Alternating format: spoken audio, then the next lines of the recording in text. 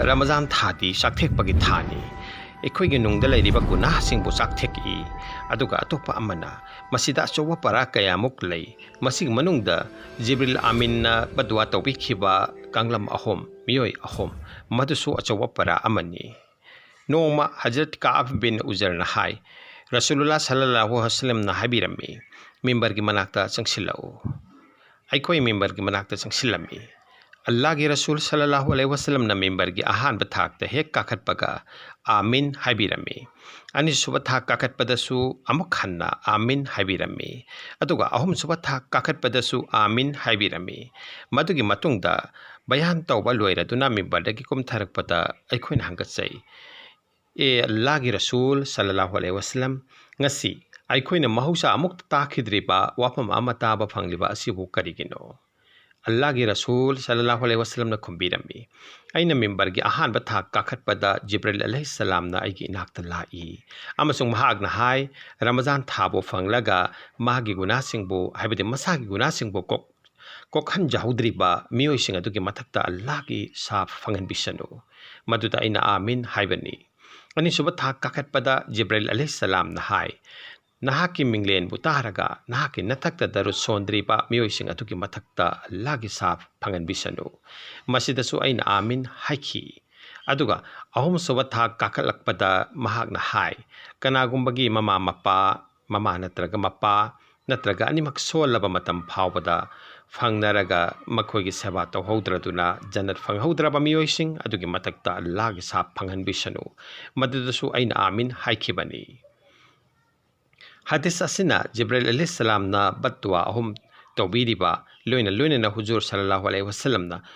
batwa khudik makta amin haibiriba ase kayam na khantaningai oikrabano ahan bada matik magul sauraba farista Jibril alaihi salam gi batwa ase achamba natte soidana mak kabul tawbirakatabani Allah na mahaki ngamkhai leitaba thaujal na aikhoi ba sigma khudong thiningai oiraba patdua ahum asidagi kanbiba oisanu natrabadi tak tumlagani haiba asida kari chingningai leibake aduga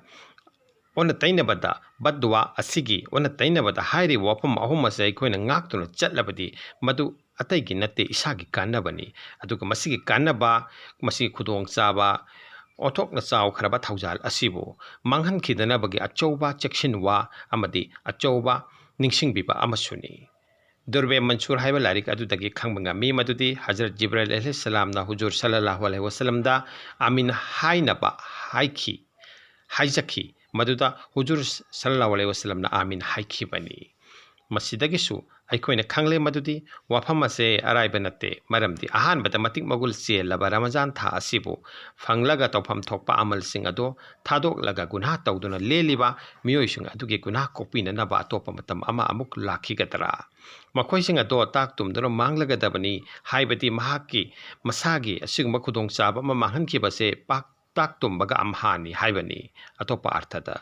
guna kokpi naba lambidi Ramazan sarif ki roza henba tarawi sonba amasung hau karba guna singdagi tawba tawduna kapsal laujuduna mapu mahaki maikei da onsin zabani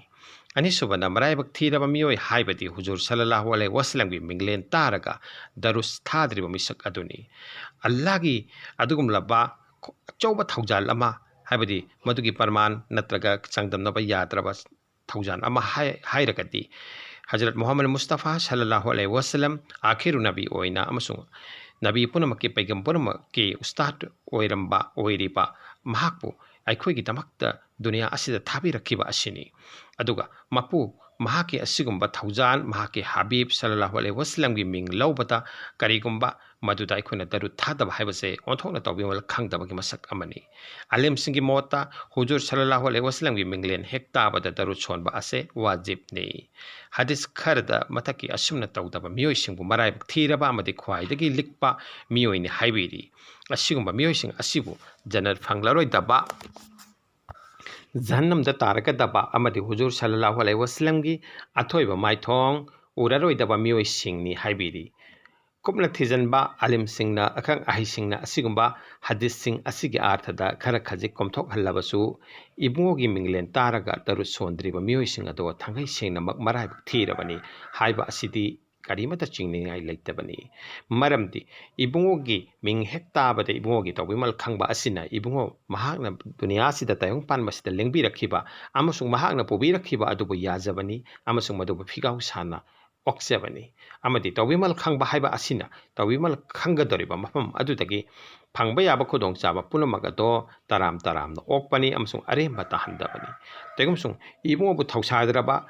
ꯏꯕꯨꯡꯉꯣꯒꯤ ꯇꯧꯕꯤꯃꯜ ꯈꯪꯗ꯭ꯔꯕꯗꯤ ꯏꯕꯨꯡꯉꯣꯅ ꯄꯨꯕꯤꯔꯛꯂꯤꯕꯁꯤꯡ ꯑꯗꯨꯁꯨ ꯇꯧꯕꯤꯃꯜ ꯈꯪꯗꯕ ꯑꯃꯁꯨꯡ ꯊꯧꯁꯥꯗꯕꯒ ꯄꯥꯡꯈꯛꯅꯤ ꯑꯃꯁꯨꯡ ꯏꯕꯨꯡꯉꯣꯅ ꯄꯨꯕꯤꯔꯛꯂꯤꯕꯁꯤꯡ ꯑꯗꯨꯗꯒꯤ ꯐꯪꯒꯗꯕ ꯀꯥꯟꯅꯕꯁꯤꯡ ꯑꯃꯗꯤ ꯃꯗꯨꯕు ꯑꯩꯈꯣꯏꯒꯤ ꯄꯨꯟꯁꯤꯗ ꯑꯩꯈꯣꯏꯒꯤ ꯄꯨꯟꯁꯤꯒꯤ ꯂꯝꯕꯤ ꯑꯣꯏꯅꯖꯒꯗꯕꯗꯣ ꯃꯗꯨꯁꯨ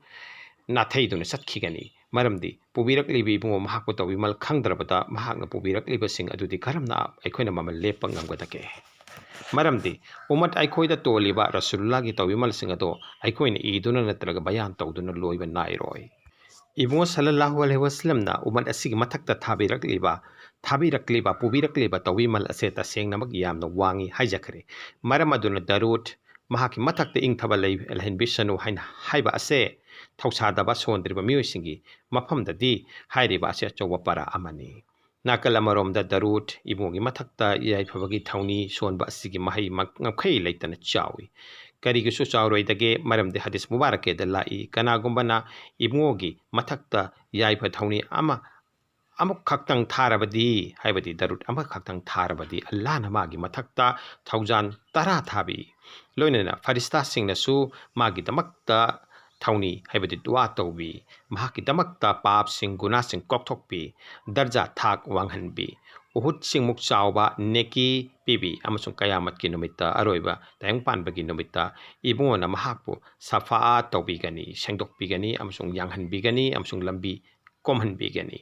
ꯃꯁꯤꯇ ꯅꯠꯇꯅ ꯑꯜꯂꯥꯍꯒꯤ ꯊꯧꯖꯥꯟ ꯐꯪꯍꯟꯕꯤꯒꯅꯤ ꯑꯜꯂꯥꯍꯒꯤ ꯑꯁꯥꯎꯕꯗꯒꯤ ꯂꯥꯞꯊꯣꯛꯍꯟꯕꯤꯒꯅꯤ ꯀꯌꯥꯃꯠꯀꯤ ꯑꯔꯣꯏꯕ ꯅꯨꯃꯤꯠꯀꯤ ꯇꯥꯏꯕꯪ ꯄꯥꯟꯕꯒꯤ ꯑꯔꯣꯏꯕ ꯅꯨꯃꯤꯠꯀꯤ ꯑꯋꯥꯕꯗꯒꯤ ꯀꯟꯕꯤꯒꯅꯤ ꯇꯥꯏꯕꯪ ꯄꯥꯟꯕꯁꯤꯗ ꯂꯩꯔꯤꯉꯩꯗ ꯖꯟꯅꯠꯇ ꯃꯥꯒꯤ ꯂꯩꯐꯝ ꯑꯣꯏꯍꯟꯕꯤꯒꯅꯤ ꯃꯁꯤꯗꯒꯤ ꯍꯦꯟꯅ ꯐꯕꯕꯨ ꯊꯧꯖꯥꯟꯕꯨ ꯑꯃꯁꯨꯡ ꯌꯥꯏꯐꯕꯕꯨ ꯀꯔꯤꯅꯣ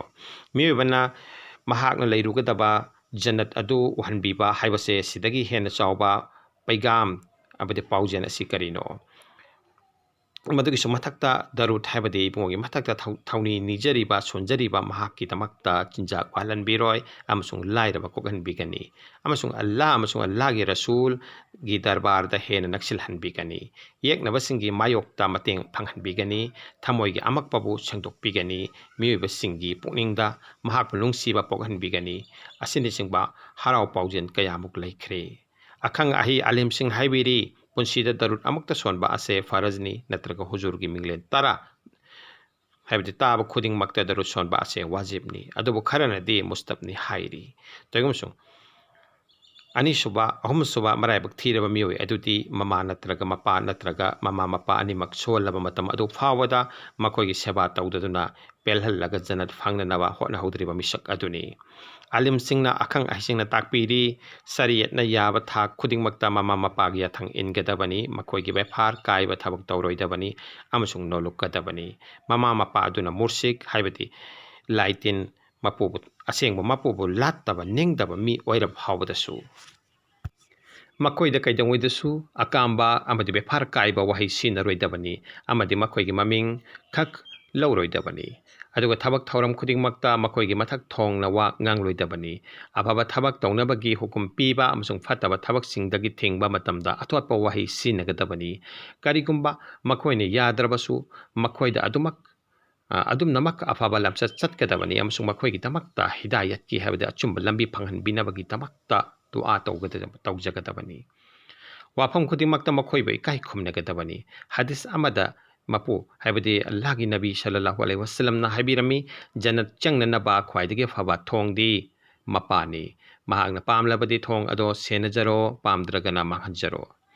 ꯁꯥꯍꯕꯤ ꯔꯖꯤꯜꯂꯥꯍु ꯑꯟꯍꯨ ꯑꯃꯅ ꯍꯨꯖꯨꯔ ꯁꯜꯂꯜꯂꯥꯍु ꯑꯂꯩꯍꯤ ꯋꯁꯜꯂꯝꯗ ꯍꯪꯒꯠꯆꯈꯤ ꯏꯃꯥ ꯏꯄꯥꯒꯤ ꯍꯛ ꯀꯔꯤꯅꯣ